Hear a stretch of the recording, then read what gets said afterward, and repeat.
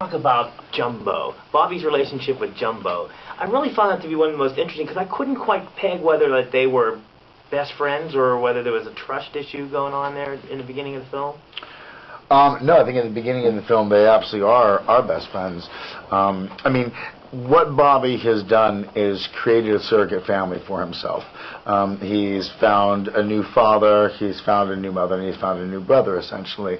And Jumbo kind of fulfills that kind of that brotherly dynamic that I think that he's looking for, and I think subconsciously has been missing. Everybody's talking about we have some heavy hitters in this film, but I think he's not getting the guy who played. I don't know. He's a wonderful actor. Yeah, he is. He's a really amazing actor and playwright. He has a show actually in New York coming up right now. His name's Danny. Yeah. Now you re-team with the director. I think you pretty much know how a director is going to be. Aren't they pretty much consistent? I mean, the way they do things, you get a feel for them. Not necessarily. I mean, in some ways, but I think each film has its own life, and there are some things about James and kind of tonally what he's after that I think I was familiar with going into this film, and it helped to have that kind of shorthand in a sense.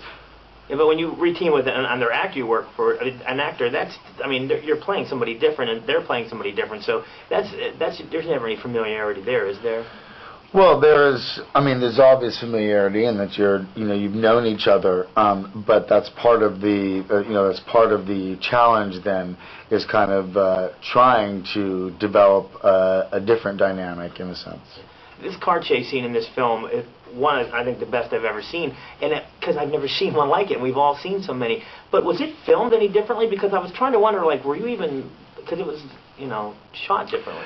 Well, I think the way that it was shot, and I haven't seen the film, but I remember James talking about it since the very beginning, and in reading the script, that it's really shot from a subjective point of view, and it's rare that you find that in car crashes. They typically kind of widen out a lot, and you see the cars kind of go around the streets, and this is primarily from the character's perspective. So you certainly felt that while we're shooting. I mean, it was all handheld with the camera inside the car.